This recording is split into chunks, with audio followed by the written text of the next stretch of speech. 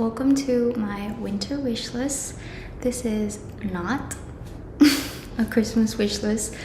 These are just things that I have been enjoying and obsessing over this season, and things that have been inspiring me this winter.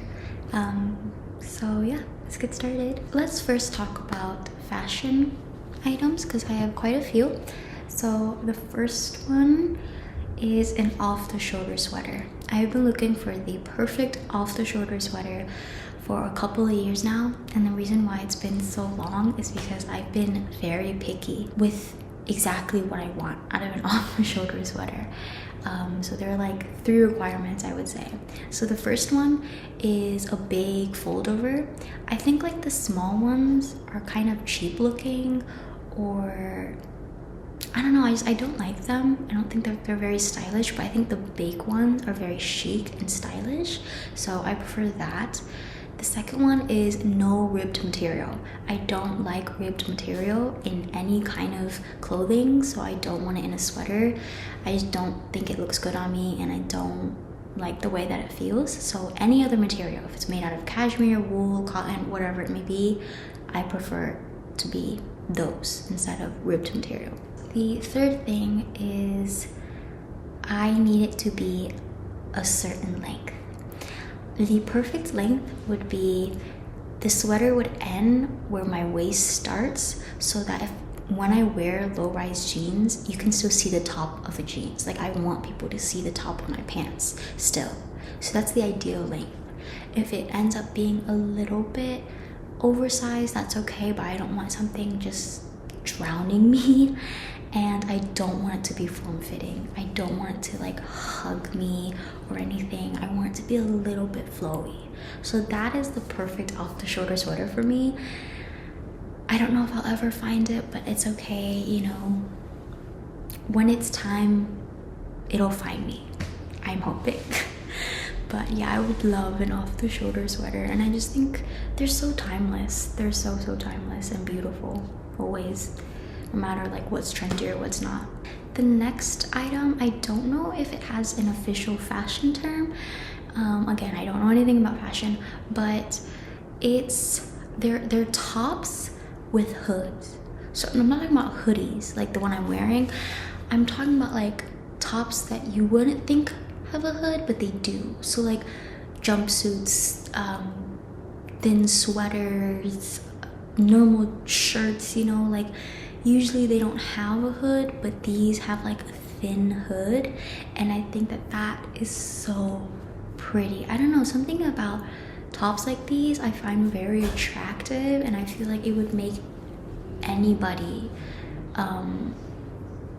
look incredible. Like, there's just something very attractive to me about these tops. And I would love one. I've been obsessing over them since the beginning of this year. Sorry, the AC came on, so I hope you can't hear it. But yeah, they're just, I'd love a top like this, especially because I live in Texas, so I feel like I don't really need bulky hoodies and stuff like that.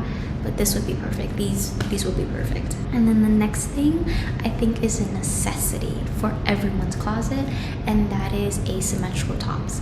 I have been really loving them this year, and the reason, I don't know why I just never realized like how incredible they are earlier, but now I'm on the asymmetrical top train, because they're so fun. I especially love the really colorful ones, and I feel like they could match anybody's style. It's more so the shape that's different than like the style, but you could definitely find an asymmetrical top that fits your style.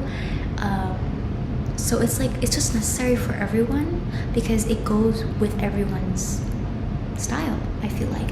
And also it elevates a basic outfit really easily. All you have to do is just put it on. You don't have to do anything else.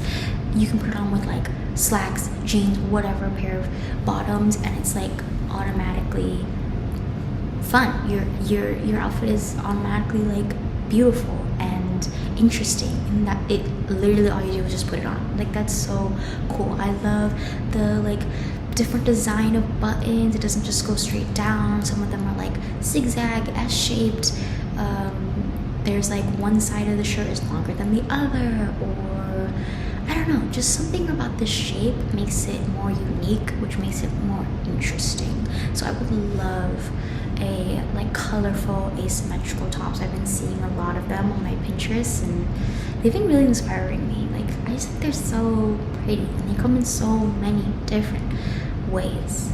The next two things are accessories. So this is gonna sound a little, okay, just bear with me, okay? Like you just gotta bear with me. So I think finally this year I'm getting more of a strong sense of what I want my style to be, and the first half is I want to look like a walking Paloma wool catalog, and then the second half I want to look like the Wild Things from Where the Wild Things Are, the children's book. And I'm not talking like I don't mean like Max, like the little boy. I mean the Wild Things, like Carol, and specifically I want to look like Carol, but not in a furry way. That's not what I mean. That's not what I mean. I just mean when you just look at her character design, it feels very like she's friend-shaped, she's fluffy, she's just unique and cute and fun to look at. Like there are so many great things about her character design that I want to embody all of those characteristics. Like I want to look like a fictional cartoon character. I want to look like a cartoon character. I want to look like a fictional character from a children's book. You know, I want to look like Carol from the Wild Things or Jojo from Horton Hears a Who. Like, I don't know how to describe it, but I just want that whimsy in my outfit. Like I need to combine the Paloma wool-esque style and the cartoon character, and that would be my perfect ideal self. And I know I'm laughing, but like I genuinely mean that. Like I genuinely mean that. I want to look like Carol from Where the Wild Things Are. And in order to do that, I want a beanie. I want those beanies that I've been seeing that have little pointed ears. I don't think they're actually like any kind of animal ears, because I know there are beanies with like bear ears, rabbit ears, cat ears or whatever, but these are just beanies just like with pointed ears. I saw Urban Outfitters started selling them. There's like a black and white one that they're selling, which is really cute. But I don't know, I just think that they're really adorable and they add whimsy to your outfit but also keep you warm, and it's just like, it also could make you look like an anime character. Like I literally just want to look like a fictional character. That's it, guys. I've discovered, I realized I just want to look like that, which is great, and I think this beanie would really help me achieve that look. Another thing is thin scarves. I really want a thin scarf. I think that did you hear that motorcycle? Hopefully you didn't. But I really want a thin scarf because one, I live in Texas again, so I feel like thin scarves are way more useful than like a thick scarf. I already have a thick scarf and I almost never use it unless I travel somewhere that's actually cold. But thin scarves, they're thin enough that they're not choking me and that I start sweating a lot, but they will still keep me warm.